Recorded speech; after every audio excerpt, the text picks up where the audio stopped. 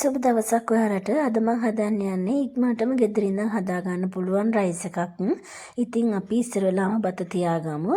මම ඔයාලට පෙන්නලා තියෙන මේ ඉන්ග්‍රීඩියන්ට්ස් දාලා බත හදා ගන්න. බත් එක ටෙම්පරාදුවට මම ගත්තේ බිත්තර, සොසේජස්, බීලූණු, සුදුලූණු, කැරට්, ගෝවා ලීක්ස්. දැන් තාච්චියක් ලිපේ තියලා ඒකට තෙල් දාලා රත් වුණාට පස්සේ සුදුලූණු, බීලූණු දාලා ටෙම්පරාදු කරගන්න. පුළුවන් නම් ඔයාලා මේකට බටරුත් දාගන්න. අද නම් බටර් ඉවර වෙලා මන් ළඟ. පීලූණු සුදුලූණු හොඳින් ටෙම්පරාදු වුණාට පස්සේ සොසේජස් දාලා හොඳින් ටෙම්පරාදු කරගන්න. ඒකටම කැරට් දාගන්න.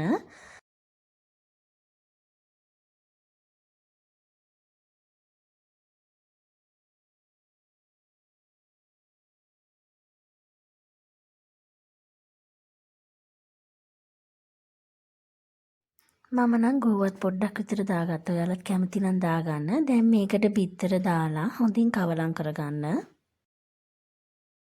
මම මේ පෙන්නන්නේ ඔයාලට මම රයිස් හදන එක ක්‍රමයක් විතරයි. තව ක්‍රම ගොඩක් තියෙනවා. ඒවා මම ඉස්සරහට ඔයාලට අරගෙන එන්නම්. දැන් මේ ටෙම්පරාදුවට බත් එක එකතු කරගෙන කවලම් කරගන්න ඕන. ඉතින් ඔයාලට කියන්න ඕනේ මේ බත් එක එකතු කරගනිද්දී හොඳට නිවිලා තියෙන්න ඕනේ. ඉතින් දැන් මේ බත් එකට ලුණු ගම්මිරිස්, සෝයා සෝස්, තක්කාලි සෝස්, සීනි ටිකක් එකතු කරගන්න ඕනේ. ඒත් එකම මගේ රහස අමුතුණු පහ පොඩ්ඩක් එකතු කරගන්න. ඒ රහස නමවත් දැනගත්තේ මේ ළඟදී. ඉතින් අන්තිමට ලීස් දාලා කවලම් කරගන්න.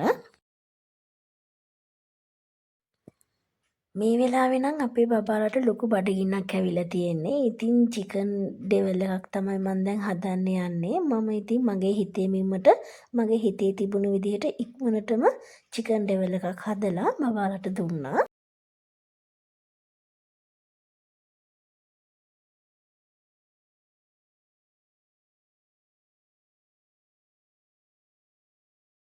ඩෙවල් එක හදන්න කලින් මම මස් ටික සීසන් කරගෙන හිටියා. ඉතින් මම චිකන් එකට ගම්මිරිස්, මිරිස්, කහ ලුණු, දෙහි පොඩ්ඩක් දාලා මස් ටික සීසන් කරගෙන එයා ෆ්‍රයි තමයි දාගත්තේ.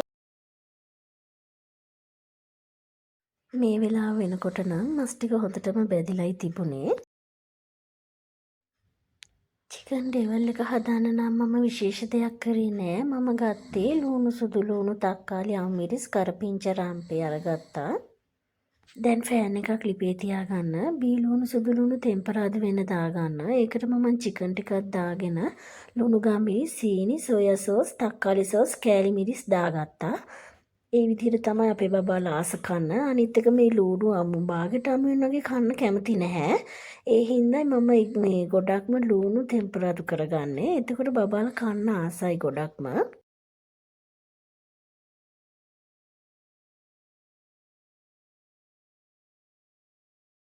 මේ තමයි මම ඉක්මනටම හදාගත්තු රයිස් බත් එක.